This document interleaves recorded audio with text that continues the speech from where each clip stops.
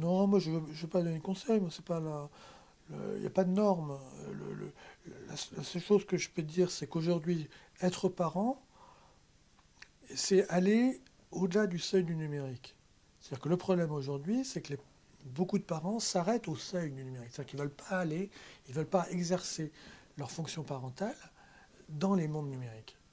L'utilisation d'Internet, voilà, de MSN, bon. Et donc du coup, alors, ils sont parents, et puis dès que le jeune se connecte, hop, on n'est plus parents.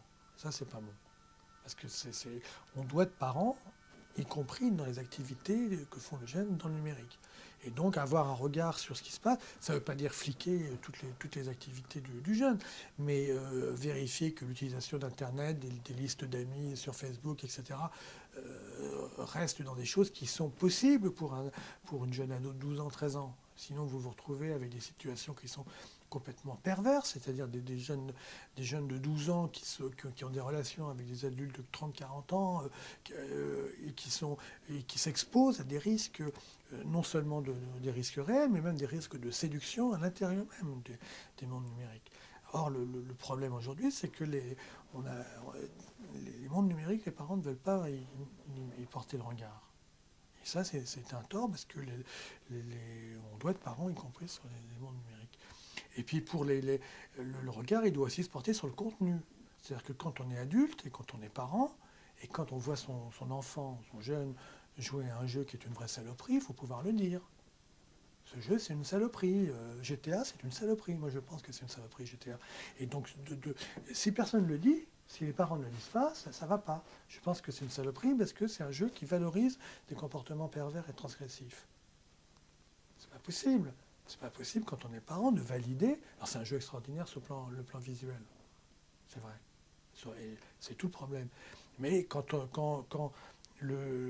on met devant un jeune de 12 ans, 13 ans, 14 ans, parce que même si c'est interdit moins de 18 ans, c'est ces jeunes-là qui jouent, et qu'on valorise le fait que pour gagner, on doit être proxénète, accomplir une mission de meurtre, tuer des flics, c'est ça qui permet de gagner des points. Ça procure du plaisir pervers à l'intérieur du jeune, il s'en sent coupable, il n'est pas bien, et s'il n'y a pas un regard parental là-dessus, eh bien, on n'est pas parent. Donc je pense qu'il faut qu'il y ait un discours de valeur qui soit tenu par les parents et les adultes sur le contenu de ce type de jeu. Voilà.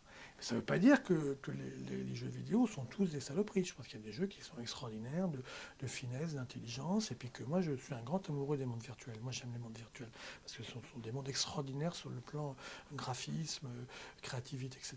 Mais ça n'empêche pas de dire que quand il y a des choses qui sont des saloperies, il faut le dire. Parce que les jeux vidéo, c'est soumis à la loi du marché. Et le marché aujourd'hui, il est pratiquement libre. Les pouvoirs publics ne contrôlent plus le marché des jeux. Et donc les éditeurs, ils cherchent à séduire au maximum les jeunes utilisateurs, les jeunes consommateurs, et pour les séduire, ils mettent des contenus qui sont des contenus transgressifs et pervers. Donc le jeune, il ne se rend pas compte qu'en jouant à ce type de jeu, en fait, il est piégé par le marché. Donc, personnellement, moi je suis pour la censure, c'est-à-dire que les jeux vidéo, comme les autres types de contenus, puissent être regardés, appréciés et contrôlés par les pouvoirs publics, parce qu'on a un devoir de contrôle par rapport aux contenus qui sont proposés à des jeunes. Voilà. Alors ça, c'est peut-être pas très politiquement correct, mais moi, c'est ma position. Ouais.